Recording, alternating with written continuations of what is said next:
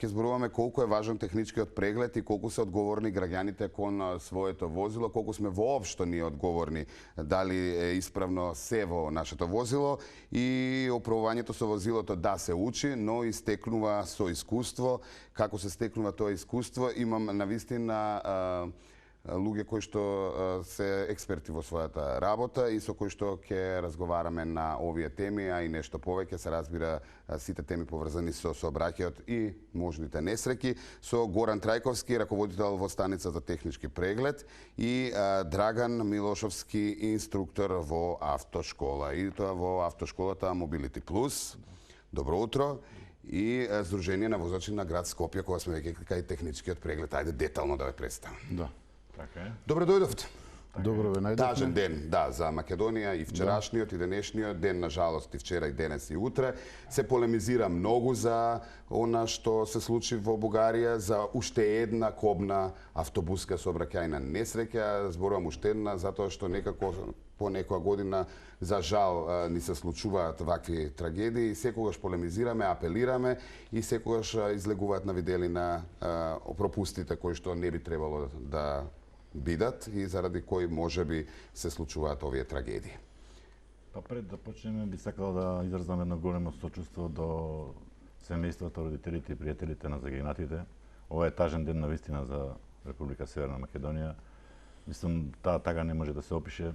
Еве, сочувствуваме сите со нив. Една кобна грешка, од која е настаната од причините, ќе ги видиме, нели, со самото вештачење на место на несреќата, така да не би требало да се случуваат вакви работи, но сепак ете ги има. Стварно тажно, многу тажно за... Исто јас сакам да изразам сочувство до фамилиите на починатите, трагично загинати во сообраќајнава несреќа.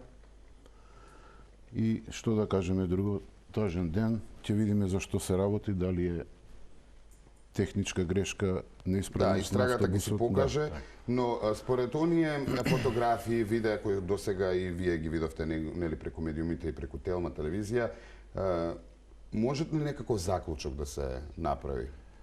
Јас од ваша страна како искусни во вашата област? Пред се не би шпекулирал со никакви мои искази, бидејќи треба да дадеме нели најбитното е вештачењето што ќе се случи нели од страна на бугарските власти, така да тие мислам дека треба да преземат мерки кои што ќе нели донесат до некаков заклучок поради што е настаната несреќата. Значи факторите за таа несреќа може да се многу. Така. Може да се замор на возачот, може да се технички неисправност, може да е несоодветно осветлување на патот или како што мислам дека слуша нешто во последно време, нешто знаци нема доставено. Сигнализација, не било поставено. Да. Значи може пукање на гума, нешто тако да се случи, така да не би шпекулирал сепак би оставил тоа на истражни органи. Ете, не знам, мислам дека и премиерот се јави дека даде и тој изјава дека најверојатно можеби ако од таа страна се договорат да дадат и наши стручни лица кои што ќе видат што ќе се случи. Замина, но за жал се уште оние информации кои што ги имаме не можат да присуствуваат на истрагата, односно да бидат дел од истрагата, не им е дозволено од страна на бугарските колеги, но да се надеваме дека за брзо време тоа ќе биде. Да се надеваме, тоа е нели сепак до властите во Бугарија, нели да овозможат доволен пристап за да може да има добри информации со кои што ќе донесат до добар заклучок за таа несреќа. Така, господине Драган, вие споменавте дека и го познавате шоферот. Да, лично. Зборувајќи нели дали можеби се работи за човечка грешка. Каков возач беше? Многу добро се познаваме затоа што сме биле на многу патувања со него. Он често пати не возеше.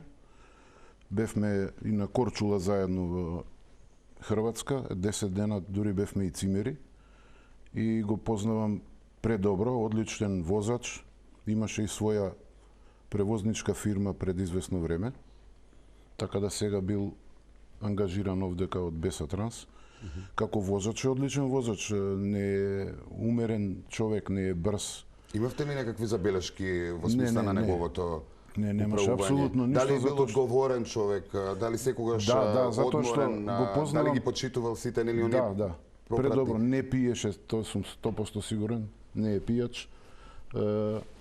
Се познаваме предобро затоа што сме биле 10 дена, што се вика, во иста соба, во апартман. И исто така да изразам сочувство и до неговото семејство. Сега ние не знаеме кој возел од тие два шофера, не се знае се уште. Иначе до самата несреќа, јас сум исто така и сум возел и автобус. Една година возев за Беровотранс. И се случуваат вакви работи, може би факторот замор, пошто е тоа долг пат е до Истанбул и назад, влијаел можда на возачите, било кој да возел. И на тие долги релации многу голем проблем е заморот. Да. Покрај Посебно и во техничката ноќните часови. исправност или неисправност, иако мислам дека тука до техничка неисправност не може да стане збор за таква работа, затоа што автобусот според информациите бил само 3 години стар. Да. Така да околу тоа Добро, а нема што да за го нисо, кажам. пак се навратиме нели на оние стручни теми на кои што сакаме да разговараме. Кога споменавте дека и вие сте биле шофер, сте го возеле до Истанбул назад? Не, само во Македонија. Да. Добро, имате ли информација дали навистина возачите, шоферите на меѓународни и посебно овие кои што возат до Турција заради бензинот кој што е, односно дизелот, горивото кој што е поевтино, носат дополнителни канти или сепак тие канти кои што се зборува и биле во автобусот, биле потребни за самиот Тоа не пат, може за никој надополнување? Сега да тврди, сега ќе видиме истрагата Дали што се ќе покаже. случува меѓу разговорите со, да речеме, колегите? Навистина, има И ли... да имало канти, значи и да имало канти во самиот автобус, мислам дека пошто е тоа нели на нафта Да. обично автобусите возат, мислам дека точката на палење е многу помала од бензинот, затоа што тој побрзо испарува и јас се чудам како толку брзо изгорел автобусот. Најверојатно бил тој некој тежок удар со некој голема искра или нешто, дали од инсталација, дали од Тоа биле повеќе искри, пошто он Да, се да. влече Може од од банкината, Да, да. најверојатно до тоа се случило, бидејќи сепак нафтата и да ставите, да запалите хартија и да ја префрлите една хартија во нафтата, тоа нема да се запали одмah, да. туку треба да одрена точка на топлина за да може да Да, и искра. Да, Најбитно е да има искра. Но Да. со оглед на тоа дека автобусот се запал на предната страна, а моторот е позади, очигледно затоа, дека и да, кантите... има заштита самиот автобус, ние ги викаме тие. Парното викаат дека било проблем според истрагата. Што може да биде парното Тоа проблем? тука има тоа и овакво на нафта е и парното. Аха. Знаеш, и тоа ако се дошло до истекување на таа нафта, тоа е може да Зависи исто сега. со искра и доаѓа до палење. Сите ти ремети, бидејќи како што нели викате дека автобусот е, велите дека автобусот е понов тип 3 години стар. Сепак тие автобуси имаат заштитни системи на самата инсталација за довод на гориво, за одвод на гориво. Значи за сега ќе поврат стигнеме на- и до фабричка грешка можна на автобусот. се може да се Како случи. фактор. Значи ние обично обвинуваме нели прен шоферот, па техничката неисправност. Значи милион фактори може да се ќе вклучи покаже на тоа, истрагата, така да. да истрагата би оставил на истрагата. Ние можеме само да дадеме пример до што би можело да дојде тоа, но тврдењата и конкретниот одговор нели ќе ги дадат надлежните институции. Сепак Така, господине Горан, бидејќи ни доаѓате од Удружение на возачи на град Скопје со големо искуство, што подразбира технички преглед на едно возило? Обично ги оставаме ние возилата и тоа го прават нели вработените и не гледаме што се проверува. Што се проверува во едно возило? Вака се за едно возило да учествува во сообраќајот, многу е битно, значи битен е техничкиот преглед, значи да учествува безбедно, да учествува исправно со системот за управување, со системот за кочење. Значи пред се кога доаѓате во станиците за технички преглед, прво нешто што треба да направите е да поднесете барање за технички преглед и со тоа се возможува, значи понатаму процедурата да се изврши техничкиот преглед. Да објаснам процедурата на кратко. Да. Доаѓа возилото, се гледа визуелно, се проверуваат податоците од сообраќајната книжка со самото возило, се констатира дека нема никакви забелешки, промени настанати од природа која што не би требало да постои и се продолжува понатаму со прегледување на возилото. Прво ние кај нас што правиме во нашите станици за технички преглед удружение, кои што се во кисела вода и во карпош. Значи тоа е првиот параметар и после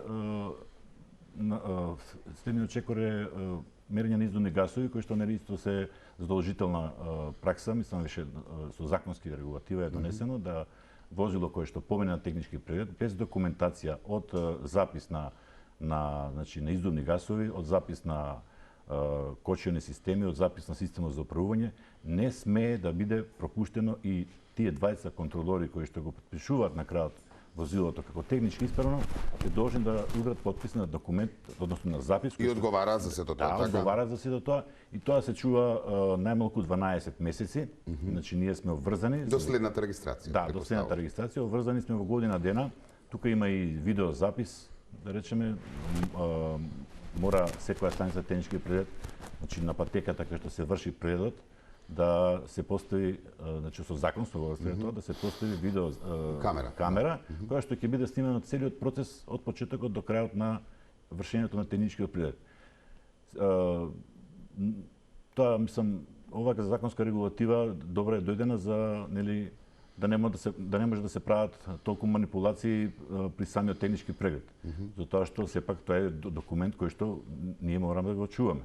Така. И имаме контроли кои што доваѓаат, ги бараат на увид, значи може да побара на увид кога е поминато возилото, како е поминато, диаграмот за кочници да се добие, да се даде на надлежната институција. И така, иначе нас Министерството за внатрешни работи ни ги дава дозволите за работа, односно не овластува за да вршиме технички преглед. Така да тука мора да работиме по законска регулатива, зашто тоа ни е едино нешто што самиот технички ќе биде продуктивен и ќе биде во можност да тие возила кои што учествуваат во сообраќај бидат со минимум грешки за да, нели, дојде до ваква ситуација непожелна која што сега доаѓа. Сега се наметнува прашањето дали или што дополнително се прегледува и на што подлежи како технички преглед автобус или камион која ќе дојде? Дали е ист техничкиот преглед како и за патничките вози? Има посебна процедура за преглед на автобусите и на камионите, така да мислам глобално сите се прегледуваат исто, значи нема разлика некоја. Но сепак автобусите се прегледуваат бројот на седишта, се прегледуваат, да речеме, противпожарни апарати, не знам, значи дали на технички преглед е задолжително автобусот да има противпожарни? Задолжително е да се има противпожарен апарат, дури е задолжително да се има чеканчиња за кршење на стакла. И тоа се проверува, така? Добро. Значи доколку нема многу битна работа. И тоа сакам малку да ајде да довршете ја мислат. Во ситуацијава што сега не знам колку бргу настана тој пожар и нели дали силата на тој што го кршел стаклото била толку голема за да може да го скрши.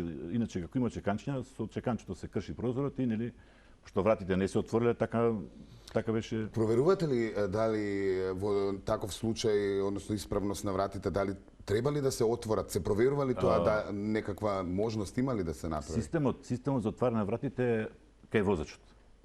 Кај некои од новите автобуси има автоматски се отвараат вратите доколку дојде до некоја овако. Значи сега не знаеме ние кој. Доколку дојде до удар, сензор некаков чувства како до палење некој. Значи тоа зборам за некои одредени автобуси, зависи од годината, од моделот на автобусот. Прилично нов, валда и компјутерски подобро опремен. Втора работа што е битна овде за возачите, кога веќе спомнавте, би сакал да кажеме на работа дека тие се должни да се менуваат. Значи постои тахограф во самото возило кој што они мора да го баждарат тој тахограф и тука се проверува брзината, одмарањето на самите учесници во возење на јавниот сообраќај, односно во автобусот кој го возат. Значи законска обврска име да они одмараат. Значи доколку едниот шофер вози, другиот треба да одмара. Ако идат на подолги релации збориме. Да, дури имаат и она како се вика што снима тахограф. Да, кој што дигитален картички дигитални. Тачно, и тие се снимаат и брзина, така и застанување, одмор и така натаму. За жал според последните информации од нашиот колега Миомир кој што е во Софија е дека за жал е изгорен во самата сообраќајка. Ете една работа со која што не може да дојдеме до некој побитен заклучок. Така.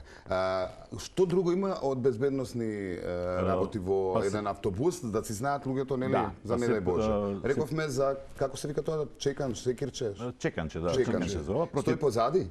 Па зависно негде стојат на повеќе места, негде стои на едно место, зависи од автобусот. На едно место е многу малку. Зависно дали некој си го зема за дома. Обично, па и тоа се случува, да. Па затоа. Кога дојдоа новите автобуси, ги снема многу брзо.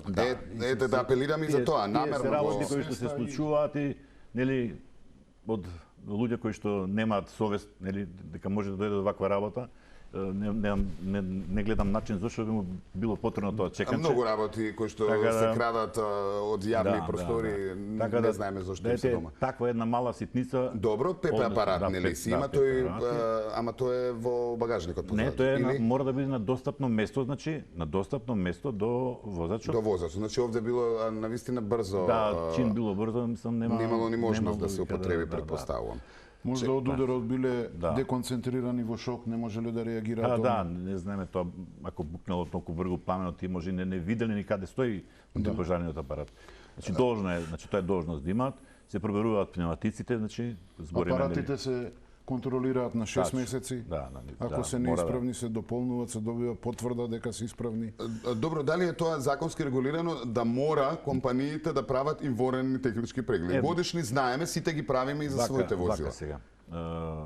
Автобусите се подложни периодични технички прегледи да прават на 6 месеци. Добро. Значи првата регистрација се врши техничкиот преглед, значи една година после регистрацијата, значи се врши за ново возило правиме МОАВЕТ, се врши една година за автобусите после една година техничкиот преглед. Значи ново возило ако дојде, се врши регистрацијата, но техничкиот преглед се врши една година.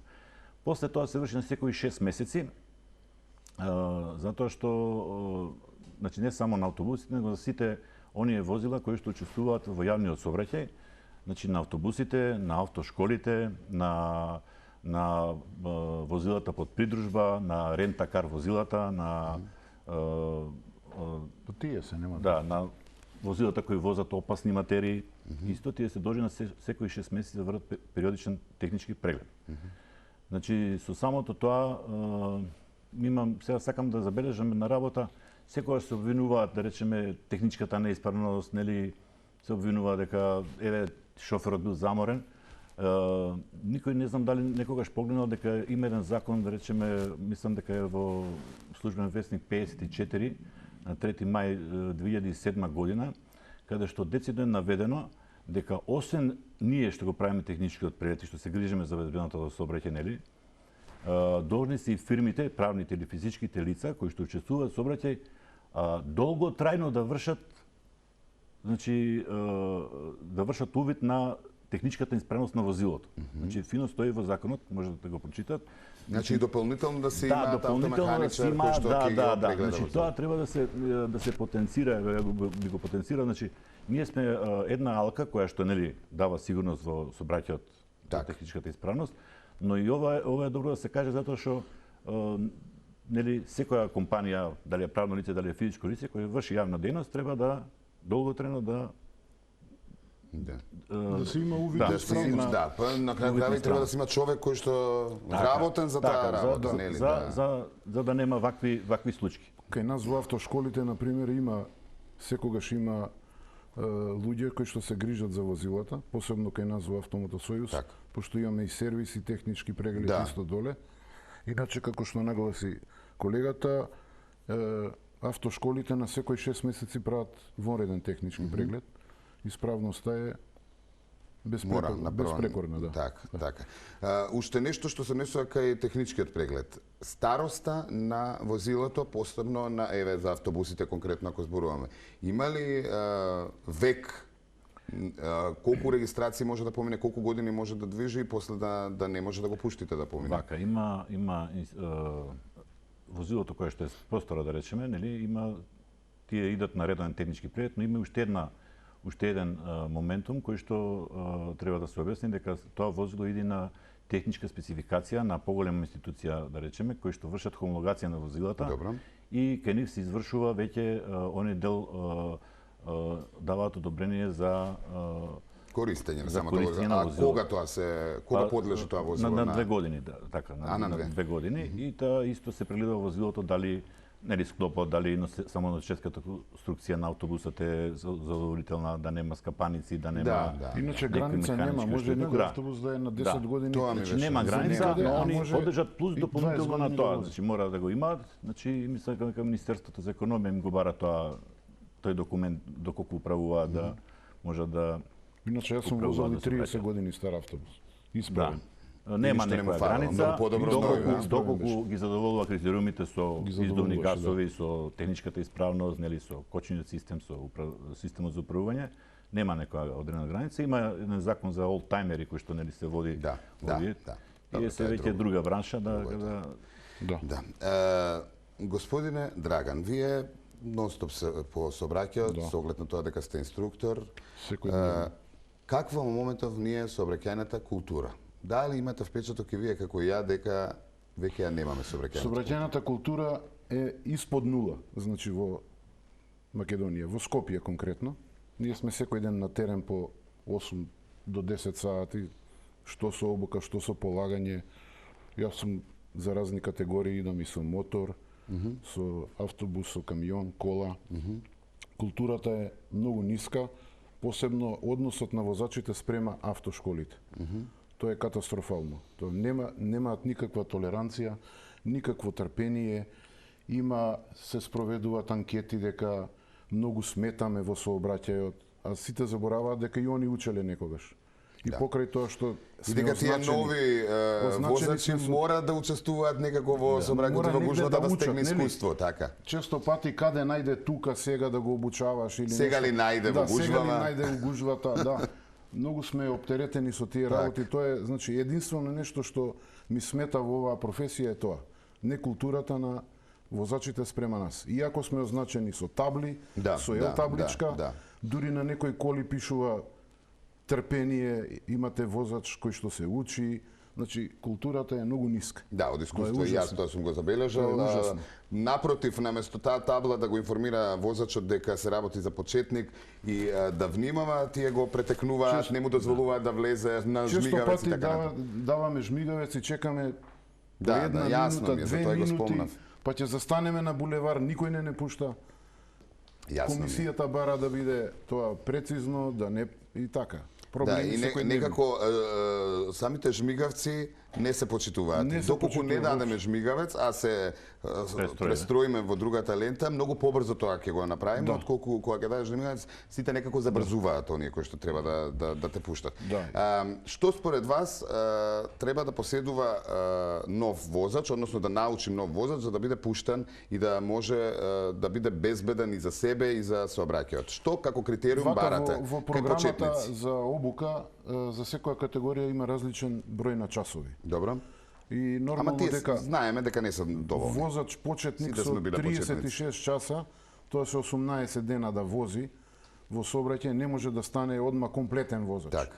Значи во законите во странство има откако ќе заврши со обука 1 година дена, мислам дека беше, да вози со придружник кој што има 3 години возачко искуство. А кај нас? Кај нас тоа не е, кај нас е тоа само во вечерните часови од 23 до 05 наутро. Иначе, како нешто има, например, 2 години не смее да вози возило што е над 75 киловати сила моќност, тоа се околу 100 коња. И тоа е ограничување, например, тоа се однесува за сите категории. Значи сепак искуството си доаѓа со учество во сообраќајот, часови, така. Сега за автобус, например, ја кога сум обучавал и вако со автобус, нели? Да. Луѓе, исто тие имаат одредено искуство веќе во возачко искуство со Б категорија. Да, обично се со Б категорија, па има некој возел и камион, доаѓа на автобус. На тие, например, на некој им е доволно таа програма што е од 8 дена возење. И ја проаѓаат, само јас мислам дека дополнително потоа треба, каде што ќе отидат во фирма да возат негде, нели? Дополнително треба да пројде некоја обука од 1 месец, 2 месеца како второ лице и потоа да почне самостојно да вози. А има ли разлика за полагање Б, С, Е, во што е разликата? Освен нели во возилата како такви, во обуката, во начинот на управување? Си има разлика, нели, во Б категорија е друго, автобус, камион, мотор, сето тоа има разлика. Не можам конкретно да кажам. Во што е разликата, да речеме, еве јас Б имам, сакам С. Освен што е габаритно, начинот на управување... Начинот на управување се врти малце каде во автомобилот тркалата се пред вас, а ваму во камионот седите на нив. Значи се врти малку Аха, поголем лак. поголем треба лак се да. фаќа, подоцна се фаќа кривината, се зафаќа од другата лента. Треба поголема предпазливост ради тој габарит што го спомнувам. Малце е потешка и обуката. Значи немате внатрешен ретровизор, само на надворешните работите се гледаат. И така. Да. Малце е поспоро, тешко возило е, тешко трга, потешко се приклучуваш од спореден на главен пат, доека да тргнеш, некое возило било далеку, па станало блиску, ако вози брзо, па не можеш да излезеш. Значи поголемо трпение и се бара поголема стручност, нормално. Има ли Македонија дефицит од возачи шофери? Да, па како што пратиме по информативните овие информациите што ги имаме, Македонија секогаш од сега, мислам, па натака има дефицит, како се викаше, дефицит за возачи. И многумина поради условите што ги имаат тука, полагаат и заминуваат за странство. Да, нели, тоа е случај последниве години. Да, и тоа дефицитот се јавува и во странство дури, како што имаше информации преди известно време во Англија дека фалат не знам колку илјади шофери. И кај нас е истото, има дефицит на возачи, се бараат, се зимаат и хонорарно, не се вработени, секако.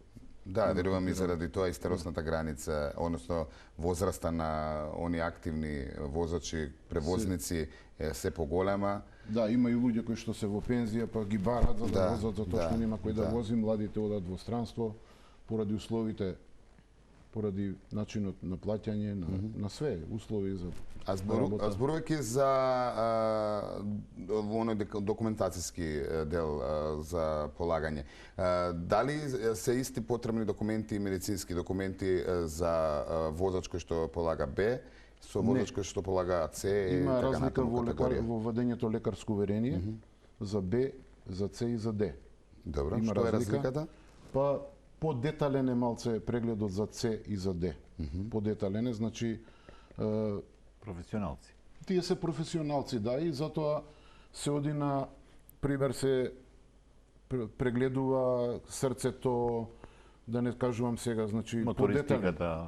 подетален, да. А преглед. после дали тие подложат на дополнителни прегледи од страна на компаниите каде што се вработуваат? Па Или остануваат тие прегледи? нема дополнителни прегледи само кога ја продолжува возачката повторно вади лекарско. На секои 5 години. Кога се продолжува возачката Така. било на колку кој да е тој На рок. другите 10 така, да се напомена дека Да. И професионални. тоа е околу лекарското, мислам околу прегледите. Така, ајде се малку и едукативно да делуваме за гледачите и сега нели се оние лоши услови на пат, каде што имаме зимски услови, замрзнати патишта, влажни коловози, магла и така натаму и сакам за секое одделно малку како совет, ние кои што сме положили одамна можеби сме заборавиле, некој кој што не го користи возилото често можеби и не знае, па така малку и едукативно да влијаме, двајцата нели можете да одговарате. Еве како се управува возило за на влажна коловоз како на замрзнат? Па вака сега, секој возило нели од различна категорија, нели кога учествува во сообраќајот треба да бидеме многу внимателни, Так. доколку не идеме на такви непредвидливи временски услови, како што се нели замрзнување на коловозните ленти, како што е маглата. Треба тогаш нарочито да истакнеме една посебна интуиција за возење, затоа што е битно да навремено реагираме. Доколку сме брзи, доколку не ги почитуваме сообраќајните знаци, доколку мислиме дека сме седнале зад волан и сега сме најхрабрите личности на светот, ќе се случуваат вакви работи што навистина е многу жално.